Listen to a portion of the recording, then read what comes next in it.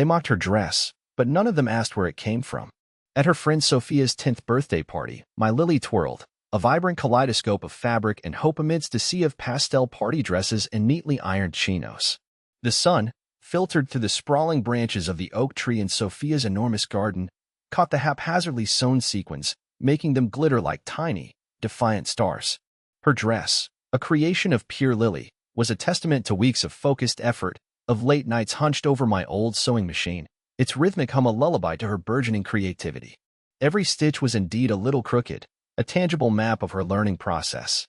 Each ribbon, rescued from my scrap bag, was chosen with the solemnity of a jeweler selecting precious gems.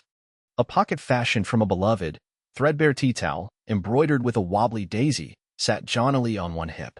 The hem, a riot of mismatched lace and velvet trim, dipped and swayed with an endearing lack of uniformity. To me, it was perfect. It was her. Bold, imaginative, a little bit chaotic, and utterly, breathtakingly beautiful in its fearless authenticity. I watched her from the edge of the patio, a paper plate laden with a wilting cucumber sandwich and a rapidly melting ice cream cake slice forgotten in my lap. A smile played on my lips, a warm current of pride flowing through me. She'd been so nervous this morning, her small hands smoothing and re-smoothing the fabric, her brow furrowed. "What if they don't like it, Mama?" she'd whispered, her voice small, her eyes, usually so bright with confidence, clouded with a rare apprehension. "Oh, Lilybug," I'd said, kneeling to meet her gaze, my hands cupping her face. "It's not about whether they like it. It's about whether you like it. Did you have fun making it? Are you proud of what you created?" She'd nodded, a tiny, hesitant bob of her head. "Yes." Mr. Julian said it was expressive. Mr. Julian Vance. Our quiet, unassuming friend, who happened to be one of the most respected, if somewhat reclusive, couturiers in the country. He was here today, not as Julian Vance the designer, but as Julian, Lily's mentor and our friend, currently engaged in a very serious discussion with Sophia's grandfather about the merits of different rose pruning techniques near the elaborate buffet table. He looked entirely out of place, yet completely at ease, in his simple linen shirt and corduroy trousers, a stark contrast to the designer labels subtly flaunted by some of the other parents. No one here, save for our family and Sophia's parents who knew him through us, had any inkling of his professional stature. I'd given Lily a squeeze. Then that's all that matters. You wear it with your head held high, because it's a piece of your heart, sweetheart. And she had. For the first hour, she'd been a whirlwind of joy, her laughter echoing as she navigated the bouncy castle, her unique dress a flash of color against the garish plastic. She'd even, with a charming lack of self-consciousness, used the tea towel pocket to stash a handful of forbidden gummy worms. But the party circuit, even for 10-year-olds, has its own unspoken rules, its own subtle cruelties. The whispers started as a low hum, almost imperceptible at first, like the distant buzz of unseen insects. I saw it in the way a cluster of girls, Chloe Albright and her coterie, all dressed in identical, expensive-looking floral frocks from a trendy children's boutique, paused in their game of tag to stare. Their eyes, wide and unblinking, weren't filled with childlike curiosity, but with something colder, something learned. Chloe, daughter of the impeccably groomed and socially formidable Eleanor Albright, was the ringleader. Her whisper, sharp and carrying, sliced through the general merriment. "Look at her dress. It's weird." Another girl, smaller, with nervous eyes that darted towards her own mother for approval, giggled. "It looks like a clown exploded." The words, though not directed at me, struck like tiny, poisoned darts. I felt a flush creep up my neck. My hand tightened around the flimsy paper plate, the cardboard bending under the pressure. Lily, who had been attempting to coax a shy squirrel down from the oak tree with a piece of carrot stick, froze. Her shoulders, moments before squared with the confident energy of a child lost in her own world, began to slump. The vibrant twirl slowed, then stopped. Her hand, still clutching the carrot, fell to her side. Slowly, she turned, her gaze sweeping over the group of girls, their faces a mixture of feigned innocence and smug superiority. I saw the exact moment the carefully constructed dam of her joy began to crack. Her smile, so radiant just moments before, wavered, then dissolved. Her lower lip trembled. Her eyes, my Lily's bright, fearless eyes, filled with a sudden, devastating sheen of unshed tears. She didn't look at me. Instead, her gaze dropped to the vibrant, chaotic fabric of her dress. Her fingers, small and trembling, reached out to touch a crooked seam, a ribbon that was perhaps a shade too bright, a sequin that winked a little too brazenly. The glitter glue I'd helped her apply along the edges of the pocket, which had seemed like such a triumphant, joyful flourish in the golden lamplight of our kitchen, now, under the harsh afternoon sun and the colder gaze of her peers, probably just looked messy. My breath caught in my throat. The urge to rush over, to gather her into my arms and shield her from those carelessly cruel words, was a physical ache in my chest. I wanted to glare at those girls, to reprimand their parents, who stood by, some with faint, indulgent smiles, others pointedly looking away, pretending not to notice. Eleanor Albright, I saw, was watching with a perfectly neutral expression, but her eyes, when they flicked towards Lily, held a flicker of something that looked unnervingly like satisfaction. The power imbalance was stark, a tangible thing in the sun-dappled garden, Lily's handmade vulnerability, her open heart stitched onto her sleeve, quite literally, versus the store-bought, mass-produced perfection that signaled belonging, that whispered of conformity and unspoken social codes. Her pride, so fierce and luminous just an hour ago, was visibly battling a rising tide of fear and self-doubt. I saw the flicker, the internal questioning. Is my dress ugly? Am I wrong? Am I too much? The very thought sent a fresh wave of pain through me. Had I done the right thing, encouraging her uniqueness in a world that so often prized sameness? Had I, in my desire to nurture her spirit, inadvertently set her up for this kind of casual cruelty? The weight of parental responsibility, the constant, nagging fear of making the wrong choice, pressed down on me. I started to rise, my own forgotten sandwich tumbling to the grass. My legs felt stiff, my movements clumsy. I had to say something, do something. Protect her. But then, Lily did something that made me pause, my hand still braced on the arm of the plastic garden chair. She took a breath. A small, shaky breath, but a breath nonetheless. Her chin, which had dipped towards her chest, lifted. Just a fraction, but it was enough. Her fingers, which had been nervously clutching the hem of her dress as if it might unravel and take her confidence with it, stilled. She didn't run. She didn't cry out. She didn't look for me to swoop in and save her. Instead, she straightened her small spine. It was a subtle shift, almost imperceptible, but I saw it. The slight squaring of her shoulders, the almost regal tilt of her head. It was the posture she adopted when she was concentrating fiercely on a difficult math problem, or when she was about to attempt a particularly challenging piano piece. It was her, I can do this stance. My heart, which had been hammering against my ribs, slowed its frantic pace. A different kind of emotion began to bubble up, pushing aside the anger and the fear, a profound, aching admiration for this small, brave human I was privileged to call my daughter. The memory of the previous weeks flooded my mind, sharp and vivid. The evenings spent in our cozy, slightly cluttered kitchen, which had temporarily transformed into a design studio. Lily, her tongue poking out from the corner of her mouth in concentration, surrounded by swatches of fabric, spools of thread in every imaginable color, bowls of buttons, and jars of shimmering glitter. Her sketches, initially hesitant and uncertain, growing bolder with each passing day under Julian's gentle tutelage. He'd come over twice a week, after his own demanding schedule, always with a patient smile and a quiet word of encouragement. I remembered the first time she'd shown him her initial design, a wild, ambitious creation involving asymmetrical sleeves, far too many ruffles, and a train that would have been impractical even for a royal wedding. I'd held my breath, expecting him to gently steer her towards something simpler, more conventional. But Julian had just tilted his head, his gaze thoughtful. It's certainly exuberant, Lily, he'd said, his voice a soft baritone. Tell me about it. What feeling do you want this dress to evoke?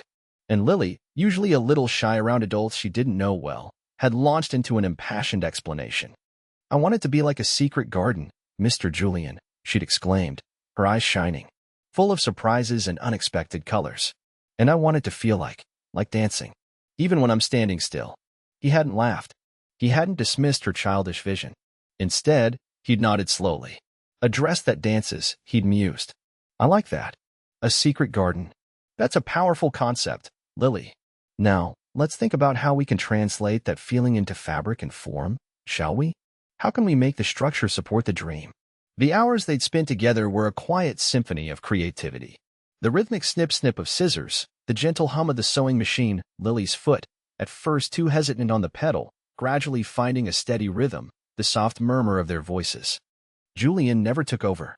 He guided, he questioned, he offered suggestions, but the choices, the vision, remained undeniably Lily's. I recalled one evening, long after Lily should have been in bed.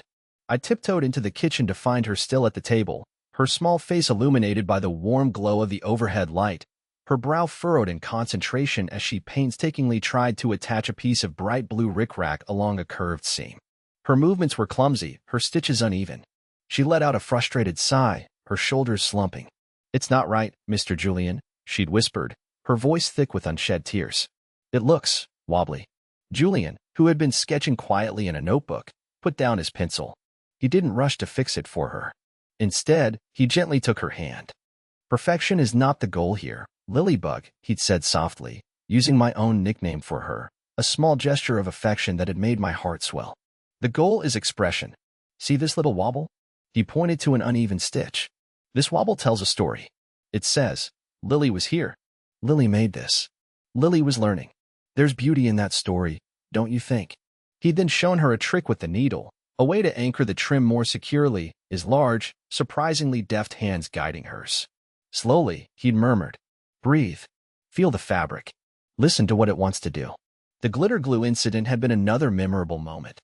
Lily had discovered a forgotten tube of iridescent glitter glue in her craft box and, with the zeal of a master artist discovering a new medium, had decided that the seams of her dress needed to sparkle. I'd walked in to find her applying thick, enthusiastic dollops along every major seam. My initial reaction had been a silent wince. It was a lot of glitter. Surely this was where Julian, the epitome of understated elegance, would draw the line. But he'd merely watched her, a faint, almost imperceptible smile playing on his lips. When she'd finally looked up, her face smeared with glitter, her eyes shining with triumphant pride, he'd simply said, "Ah, so the secret garden has fireflies now, does it? A bold choice, Lily. A very bold choice." And then, with a completely straight face, he'd shown her how to smooth the glitter glue slightly so it wouldn't snag on things, transforming what could have been a sticky mess into a unique, albeit dazzling, design feature. The late nights, fueled by milky tea and digestive biscuits. The quiet satisfaction on Lily's face as a particularly tricky piece finally came together. The discarded scraps of fabric that slowly piled up, each one a testament to a decision made, a path taken or rejected. The scent of warm cotton and thread, a scent I now associated with my daughter's fierce determination and burgeoning creativity. All that effort, all that love, all that quiet mentorship, culminating in this one unique dress. A dress that was now the subject of ridicule. My internal battle raged. Part of me, the fiercely protective mother bear, still wanted to charge across the lawn and unleash a torrent of righteous indignation. How dare they? How dare their parents allow such casual unkindness? Another part of me, the part riddled with self-doubt, whispered insidious questions. Had I been naive? Should I have encouraged her to choose something safer? Something that would blend in, rather than stand out? Was I, in fostering her individuality, making her a target? The weight of these questions felt immense, suffocating. What was too much imagination? When did creative expression become a social liability for a child? I clutched the fabric of my own sensible linen skirt, my knuckles white. The group of girls, emboldened by Lily's silence and apparent distress, drew closer. Chloe Albright, her perfectly styled blonde ponytail swinging, took another step. "Did you make it yourself?" she asked, her voice dripping with a saccharine sweetness that was far more venomous than outright aggression. "It looks homemade." The word homemade was delivered as if it were an accusation, a synonym for shabby, for inadequate. The other girls tittered, a chorus of gleeful, knowing laughter. They were feeding off each other, a small, well-dressed pack sensing vulnerability. One of them, a girl with bright pink bows in her hair, pointed a perfectly manicured finger. "The pocket is all lopsided, and the colors don't even match," another chimed in, her nose wrinkled in distaste. Lily's head bowed further. Her small hand went to the lopsided pocket, the one made from the old tea towel, the one embroidered with her wobbly daisy. I knew that tea towel. It had been her grandfather's favorite. She'd specifically chosen it, telling me it made her feel like Grandpa was giving her a hug. To hear it mocked. My gaze flicked towards Eleanor Albright. She was now examining her fingernails with an air of detached boredom, but a tiny, almost imperceptible smirk played on her lips. It was a look I'd seen before on other mothers, at other school gates, during other competitive playdates.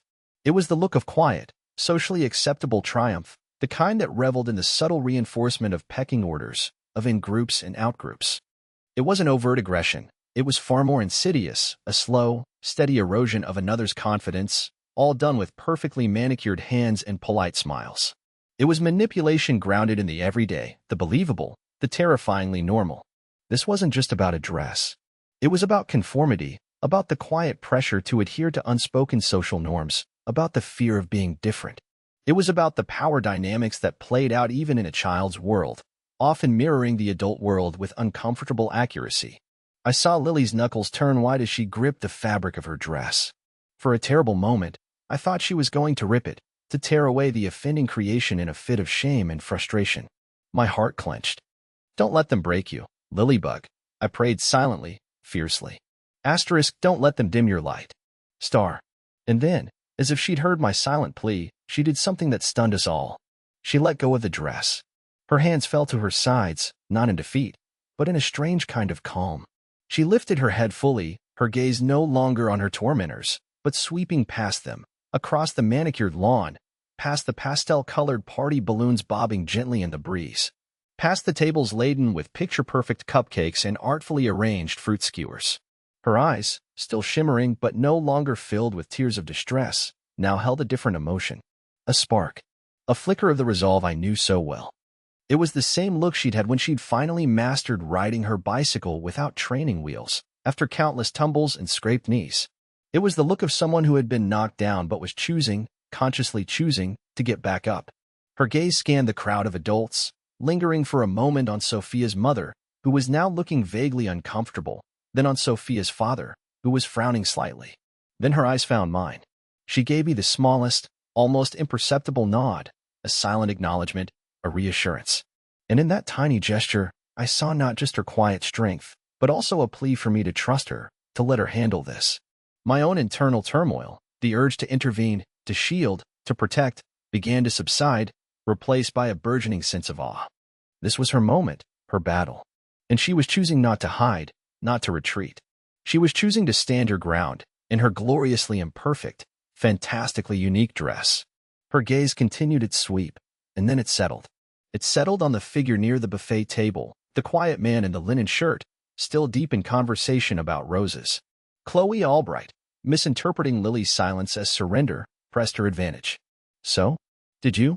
She persisted, her voice louder now, demanding an answer, demanding Lily's humiliation. Did you make that thing all by yourself? The paper plates, the half-eaten sandwiches, the slightly deflated party balloons, all these mundane details seemed to fade into the background as this small, intense drama unfolded. The air crackled with unspoken tension. Lily's voice, when it finally came, was quiet, but clear. It didn't tremble. It didn't waver. It carried across the sudden hush that had fallen over the immediate vicinity. Yes, she said, her eyes still fixed on the man by the buffet. I did make most of it myself. She paused, and in that pause, I could feel the anticipation, the curiosity of the onlookers. Even Chloe seemed momentarily taken aback by the lack of expected tears or shame. Then, Lily did something utterly unexpected. She raised her arm, her small hand pointing, not with accusation, but with a simple, declarative certainty. Her finger aimed directly at the unassuming man who was now blinking in surprise as he realized he was the subject of sudden, intense scrutiny. But, Lily continued, her voice gaining a new resonance, a quiet confidence that seemed to fill the space around her. Mr. Julian Vance helped me with the design. He's my sewing mentor. The name, Julian Vance, hung in the air for a moment, like a note of music waiting to resolve. For most of the parents there, it probably meant nothing. Just a name. Mr. Julian. A kind old man, perhaps, who was good with children. But not to everyone.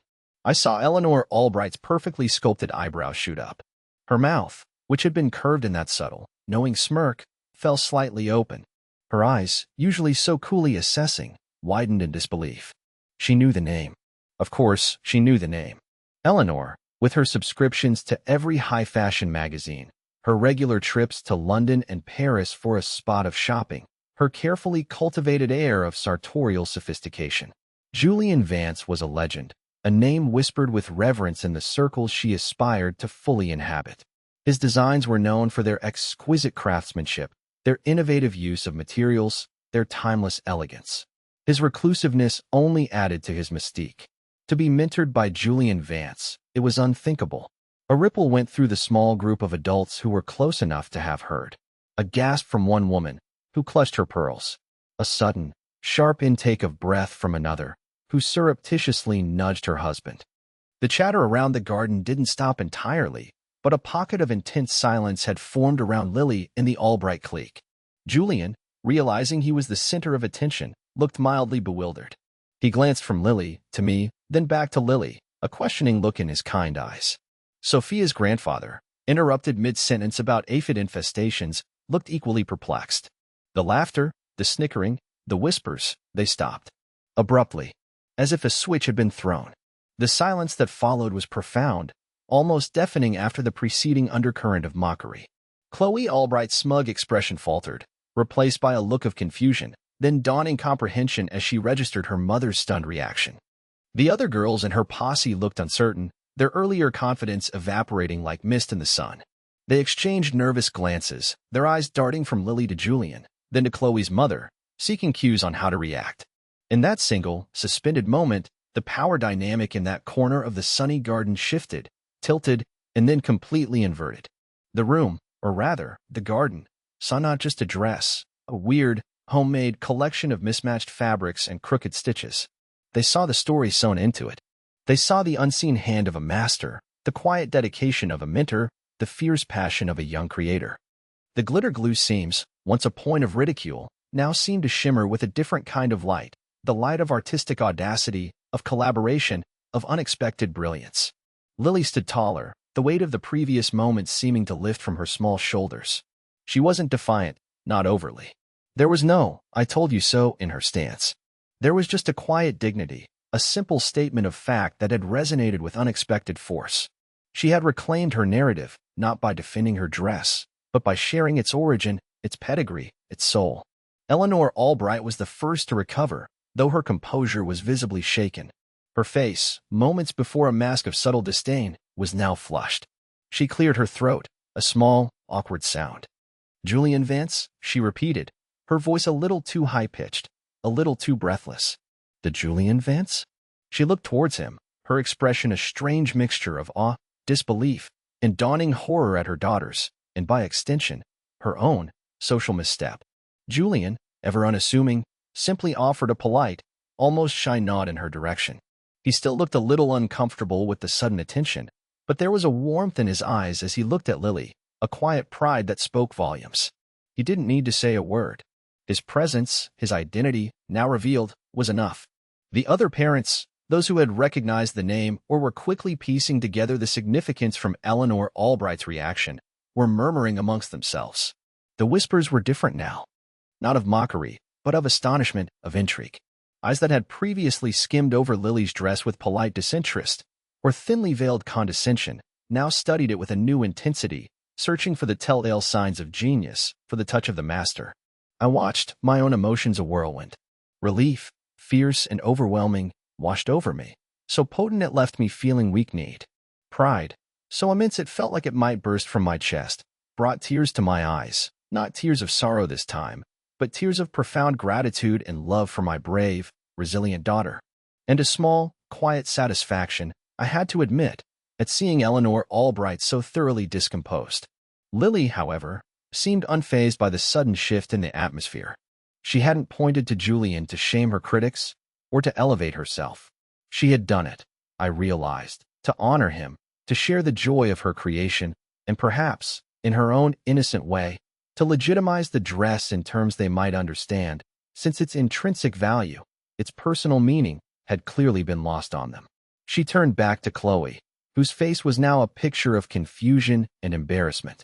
Chloe's mother, Eleanor, looked like she wanted the earth to swallow her whole. She shot her daughter a sharp, warning glance, then plastered on a strained, overly bright smile. "Well, isn't that something?" Eleanor managed, her voice brittle. She took a step towards Julian, her demeanor shifting rapidly from disdainful grande dame to fawning admirer. "Mr. Vance, I had no idea. I'm Eleanor Albright, such an admirer of your work.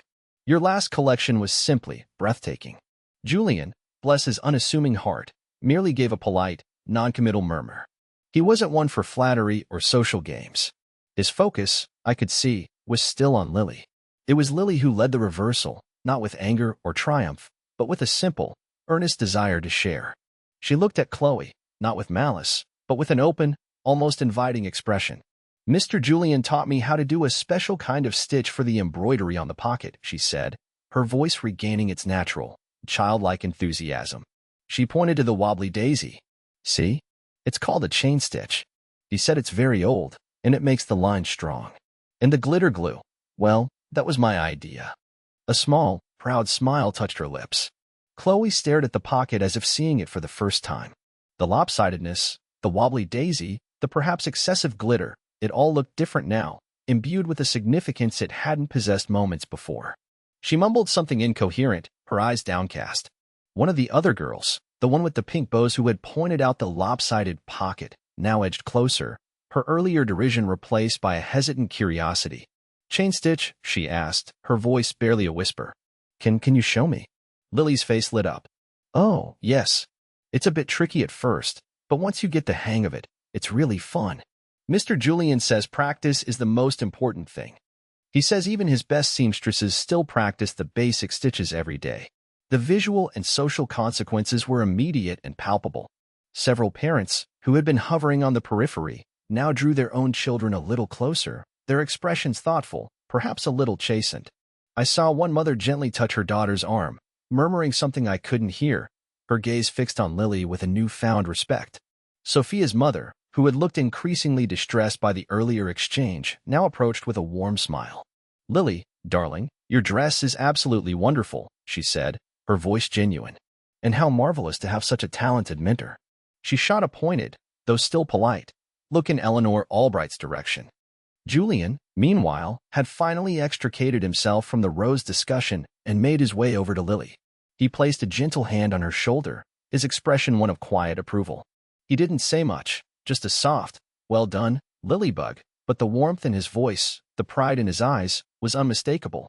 He gave a small, almost imperceptible nod, a silent acknowledgement of her courage and her grace.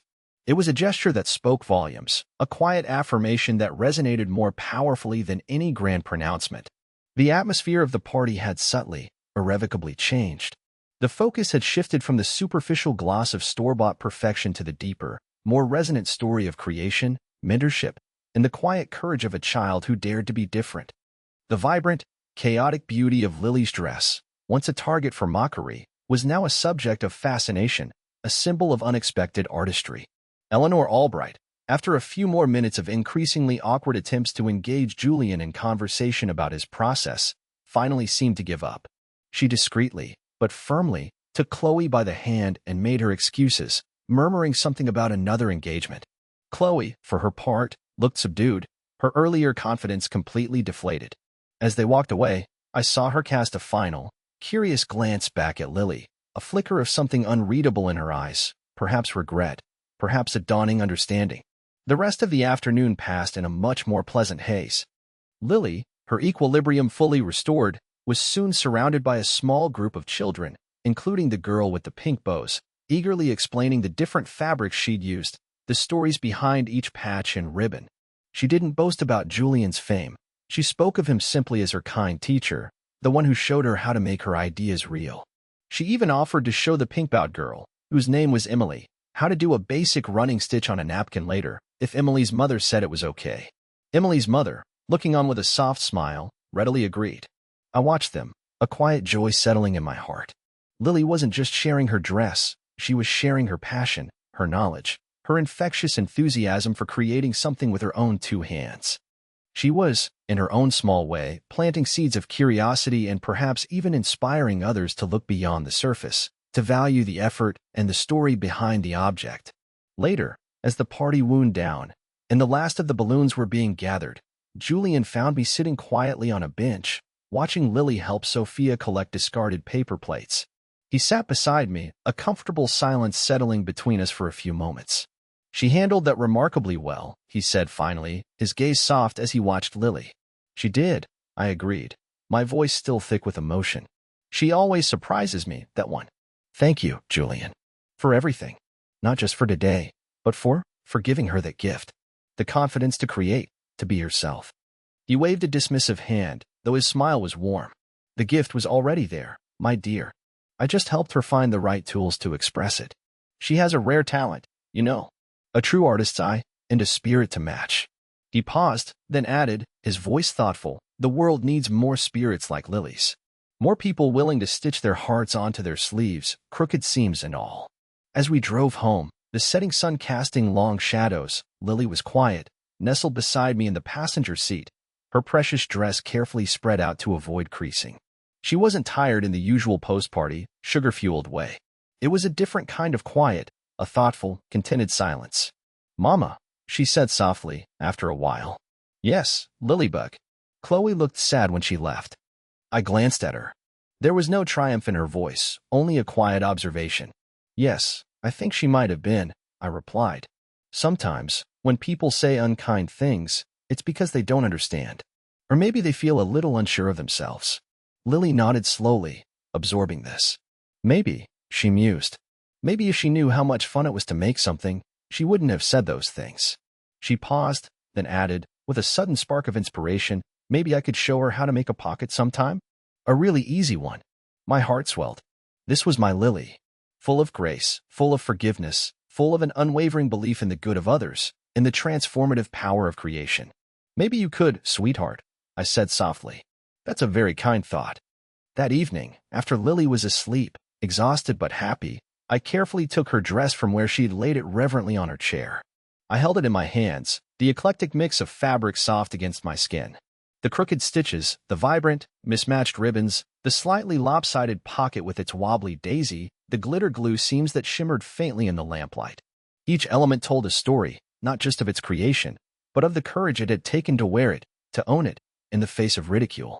I folded it gently, carefully, smoothing out the wrinkles, preserving the memory of this day. It was more than just a dress now. It was a banner, a symbol of her quiet strength, her creative spirit, her unyielding authenticity.